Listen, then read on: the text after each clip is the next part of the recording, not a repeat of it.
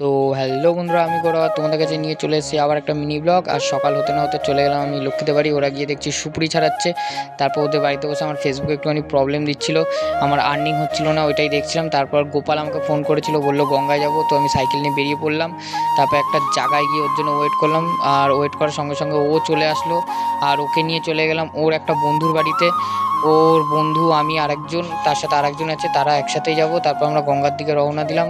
তো গঙ্গায় যাওয়ার সময় তো আমার হাতে প্রবলেম ছিল, আমি তো জলে নামতে পারিনি। ওরাই স্নান করছিল আর আমি চুপচাপ দাঁড়িয়ে ওদের দেখছিলাম, ওরা ওদের ফটো ভিডিও তুলছিলাম। তারপর ওরা উঠে জামা প্যান্ট পরে নিল। তারপর আমরা ঠিক করলাম একটু চা খাবো একটা দোকানে। তারপর ওখান থেকে গিয়ে একটা কাকির দোকানে গেলাম চা খেতে। চাটা খেয়ে ভাই মোরফুঙ্কি ঘাটের দিকে আবার আসলাম। আর মোরফুঙ্কি ঘাটে এসে দেখছি ভাই জলে থই থই করছে, জলে থই থই পুরো জল উঠে গেছে। আর আদিত্য ভাই দেখছি দীঘার ফিল নিচ্ছে ওখানে। আর আজকের জন্য এইটুখানিই ছিল। Please like and subscribe please.